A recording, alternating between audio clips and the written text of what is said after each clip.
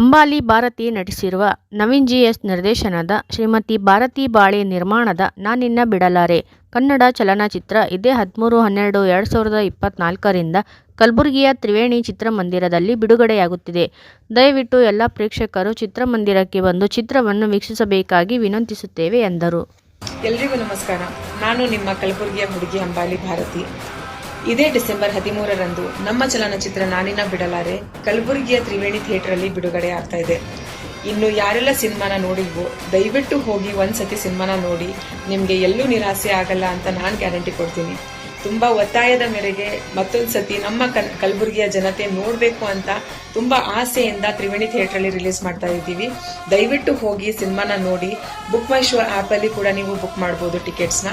ಇಲ್ಲಿವರೆಗೂ ಸಪೋರ್ಟ್ ಮಾಡ್ಕೊಂಡು ಬಂದಿದ್ದೀರಾ, ಇನ್ನೊಂದಿಷ್ಟು ಸಪೋರ್ಟು ನಿಮ್ಮ ಕಲಬುರಗಿ ಹುಡುಗಿ ಮೇಲೆ ಇರ್ಲಿ ಅಂತ ನಾನು ಆಶಿಸ್ತೀನಿ. ಧನ್ಯವಾದಗಳು.